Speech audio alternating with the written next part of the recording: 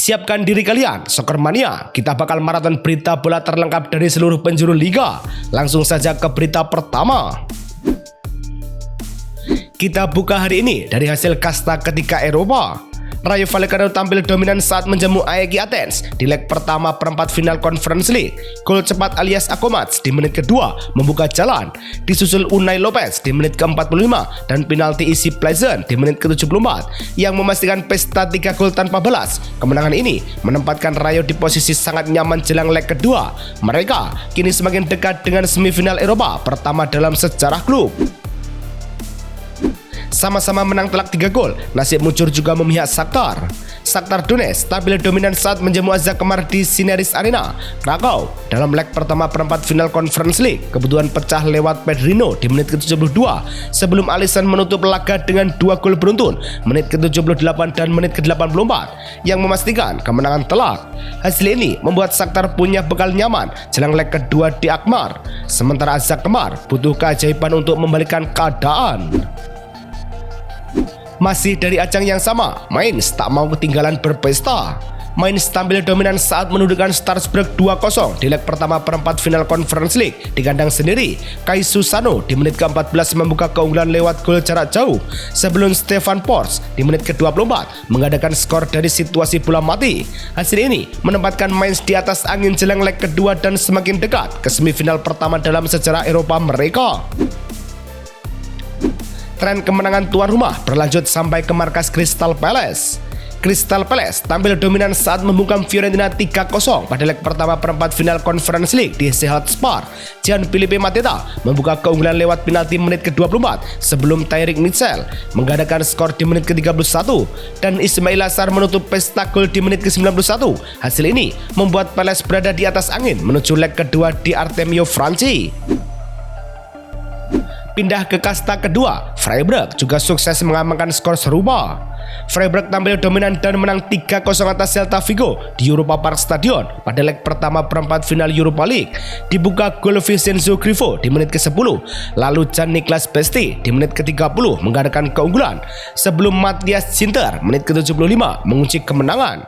Jika konsisten, Freiburg berpeluang mencatatkan sejarah dengan menembus semifinal Eropa untuk kedua kalinya dalam 2 musim. Berbeda dengan laga sebelumnya, duel di Portugal justru berjalan alot. Laga perempat final Europa League di Estadio do Dragão berakhir imbang 1-1 dengan William Gomez di menit ke-27 membawa Porto unggul sebelum gol bunuh diri unik dari Martin Fernandes di menit ke-31 menyamakan kedudukan. Hasil ini membawa duel masih terbuka lebar menuju leg kedua, tapi situasi sedikit menguntungkan Nottingham Forest yang akan bermain di kandang. Nasib kurang beruntung Porto menular ke Bologna saat menjamu tamu. Aston Villa pulang dari Stadio Renato Dall'Ara dengan kemenangan 3-1 di leg pertama perempat final Liga Eropa.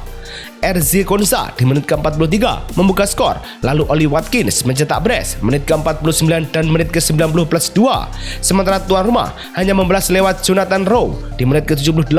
Hasil ini bikin Villa di atas angin jelang leg kedua di Inggris, sementara Bologna harus memutus rekor 20 laga kandang tanpa kalah di Eropa.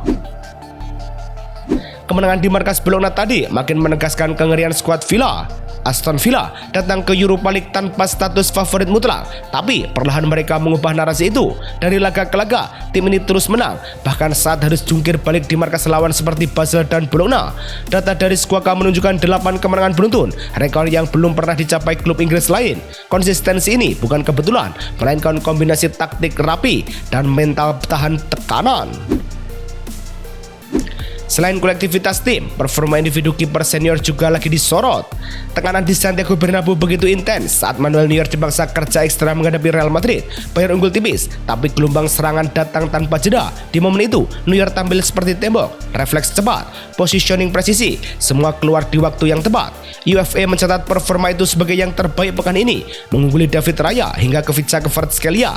Di usia 40, dia bukan sekedar bertahan, dia mendefinisikan ulang standar. Sayangnya, nasib kontras dialami Ivan Toney yang kini terancam absen. Ivan Toney lagi ada di titik rawan setelah laga Al-Ahli kontra Al-Fayha. Dalam wawancara dia meluapkan kekesalan soal 2 penalti yang diabaikan wasit. Ucapannya langsung memicu reaksi keras federasi. Menurut laporan yang beredar, kasus melebar ke dugaan pelanggaran aturan taruhan. Penasihat hukum Salman Al-Ramali bahkan menyebut komentarnya bisa merusak citra liga dengan ancaman sanksi hingga setahun. Kalau benar kena hukuman, karir Ivan Toney bisa tersendat cukup lama. Sembari menunggu kejelasan Toney, bursa transfer mulai memanas untuk Neymar. Karir Neymar mulai memasuki fase penentuan dan opsi pindah ke MLS tiba-tiba muncul di depan mata. Saat masih membela Santos, kabar dari The Athletic menyebut FC Cincinnati sudah lebih dulu membuka komunikasi dengan perwakilannya. Mereka belum mengajukan tawaran resmi, tapi sudah menggali soal gaji dan kemungkinan hijrah ke Amerika. Pendekatannya masih halus, sekedar penjajakan. Namun Cincinnati percaya kekuatan finansial dan fasilitas modern bisa jadi daya tarik. Kalau Neymar baru penjajakan, Lois Openda malah siap angkat kaki. Duduk terlalu sering di bangku cadangan jadi sinyal jelas buat Lois Openda di Juventus.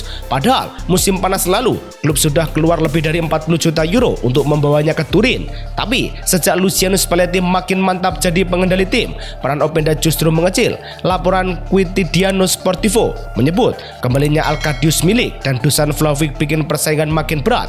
Chemistry tak pernah benar-benar terbangun. Demi memperkuat skuad, Juventus kini juga melirik kiper utama Liverpool.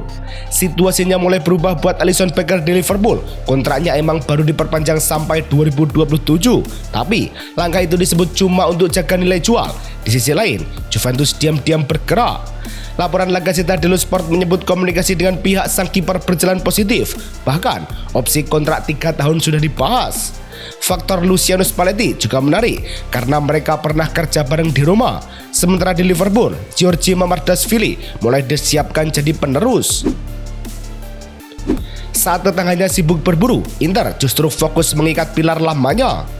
Kontrak Hakan Calhanoglu sebenarnya masih cukup panjang, tapi Inter Milan tak mau ambil resiko kehilangan sosok penting di lini tengah.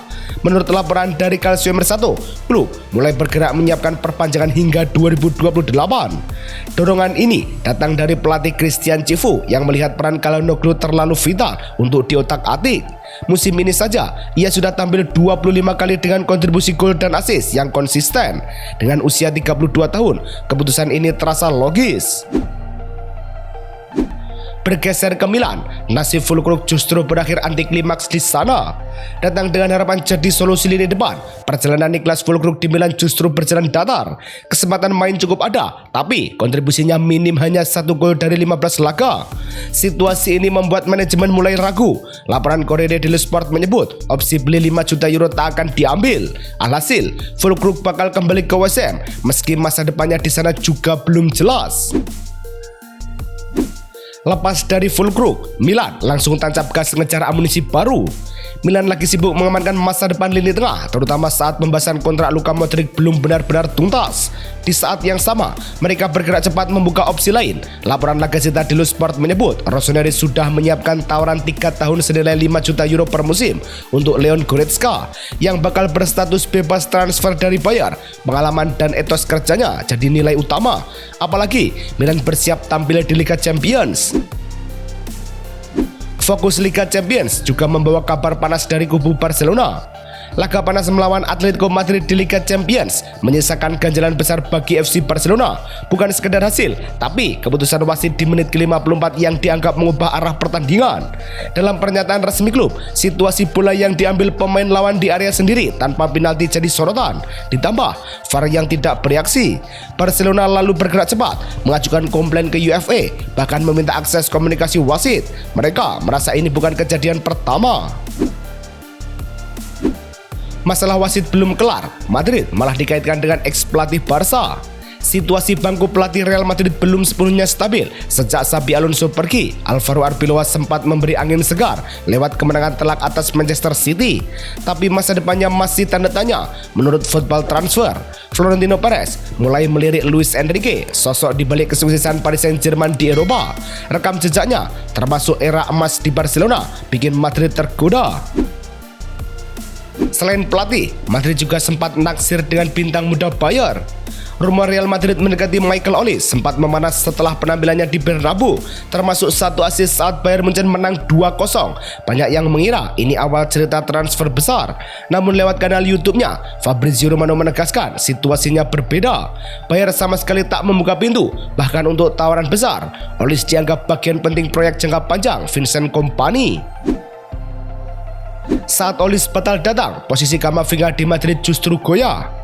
Performa naik turun bikin posisi Eduardo Camavinga mulai goyah di Real Madrid. Musim ini, dia kesulitan kasih dampak konsisten, ditambah beberapa cedera yang menghambat ritmenya di bawah arahan Alvaro Arbeloa.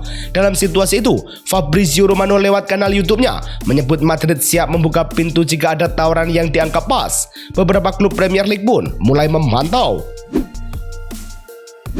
Beruntung bagi Madrid, di tengah kegalauan Camavinga, Vinicius malah menggila. Sepanjang Maret, Vinicius konsisten jadi pembeda 4 gol dan 1 assist dari 6 laga, termasuk kontribusi krusial di Liga Champions dan La Liga. Performa itu yang bikin dia terpilih sebagai Player of the Month, seperti diumumkan klub usai seremoni di Valdebebas. Vinicius sendiri mengaku ingin terus mencetak gol dan menatap Bayern. Kalau ritme ini terjaga, Madrid punya alasan kuat untuk percaya diri. Jika Vinicius sedang on fire, nasib malang justru menimpa Mohamed Kudus.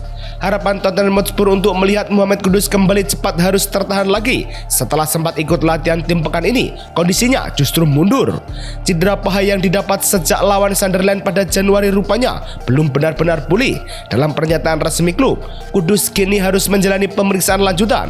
Bahkan opsi operasi ikut dibuka. Situasi ini bikin Spurs serba hati-hati. Mundur dari perburuan Kudus, fokus transfer beralih ke Ibrahima Konate. Ketertarikan Real Madrid sempat mengarah ke Ibrahima Konate, tapi jalannya justru meredup sejak November. Di saat yang sama, Liverpool pelan-pelan mengambil kendali. Menurut Fabrizio Romano, negosiasi kontrak baru berjalan mulus dan kini makin dekat ke kesepakatan jangka panjang. Madrid belum benar-benar mundur, hanya menunggu celah jika situasi berubah. Namun, dengan performa stabil Konate musim ini, Arne Slot jelas ingin mengamankan fondasi lini belakangnya. Sayangnya, pertahanan Liverpool tetap akan kehilangan satu pilar ikoniknya. Ada satu kepastian yang pelan tapi terasa berat di Liverpool. Sisi kiri pertahanan mereka akan kehilangan sosok yang selama ini nyaris tak tergantikan. Andy Robertson dipastikan pergi saat kontraknya habis musim panas nanti. Seperti diumumkan klub lewat pernyataan resmi, didatangkan dari Hull City pada 2017, Robertson tumbuh jadi fondasi era juara Premier League, Liga Champions, sampai Piala Dunia antar klub. Kini, ia memilih menutup perjalanan dengan tenang. Kepergian Robertson jadi beban tambahan bagi Arne Slot di Liverpool. Tekanan datang setelah Liverpool tumbang 0-2 dari Paris Saint-Germain, bikin peluang Liga Champions menipis. Nama Arne Slot langsung jadi sorotan. Tapi, menurut laporan The Telegraph, petinggi klub justru tetap di belakangnya. Fenway Sport Club menilai Slot butuh waktu setelah menggantikan Jurgen Klopp. Performa Mohamed Salah yang menurun dan situasi emosional usai kepergian Diogo Jota ikut jadi pertimbangan. Dari Liverpool, kita ke Manchester City yang siap melepas Ake. Posisi Nathan Ake di Manchester City makin terpinggirkan. Musim ini, ia kalah bersaing dari Josko Gvardiol, Ruben Dias, Mark Gui, sampai Abdulkadir Kusanov. Meski kontraknya masih tersisa 1 tahun dan Pep Guardiola sebenarnya masih ingin mempertahankannya, situasinya tak ideal. Laporan Manchester Evening News menyebut, Ake juga sudah diingatkan soal resiko kehilangan tempat di timnas Belanda jika terus jadi pelapis. Dengan kondisi ini, opsi hengkang terasa masuk akal. Serupa dengan Ake, kiper muda James Trafford juga ingin pergi. Ambisi jadi kiper utama langsung mentok saat James Trafford harus melihat Gianluigi Donnarumma datang dan mengambil panggung di Manchester City. Situasi itu bikin peluang hengkang mulai terbuka. Laporan Daily Mail menyebut City siap melepasnya di kisaran 35-40 juta pound sterling. Newcastle United masih memantau, sementara Tottenham Hotspur dan Aston Villa ikut antri. Masalahnya, bandrol itu terasa berat. Melompat di drama transfer City, rival kotanya justru merilis jadwal tur. Musim belum mulai, tapi Manchester United sudah dihadapkan jadwal padat dengan lawan serius. Klub mengumumkan akan menghadapi Atletico Madrid di Snapdragon Cup 1 Agustus di Stockholm. Rangkaian tur Eropa ini dimulai dari Helsinki lawan Wrexham, lanjut ke Trondheim hadapi Rosenborg, lalu Swedia dan Dublin. Direktur sepak bola Jason Willock lewat situs resmi klub menyebut jadwal ini penting untuk menguji tim. Menutup berita hari ini, kabar yang mengejutkan datang dari masa depan Arteta. Situasi agak janggal muncul di Arsenal saat kontrak Mikel Arteta tinggal setahun lagi. Padahal progres timnya jelas terlihat. Klub dan pelatih sempat membuka pembicaraan awal, tapi mereka sadar momen akhir musim bukan waktu ideal untuk negosiasi serius. BBC menyebut diskusi akan dilanjutkan setelah kompetisi selesai. Arsenal sendiri siap mempertahankan Arteta dengan kenaikan gaji dari paket 10 juta pound sterling plus bonus Liga Champions. Itulah 29 berita paling hangat hari ini. Kalau kalian suka, jangan lupa share ke Soccer Mania lainnya. Saya pamit, sampai jumpa di video selanjutnya.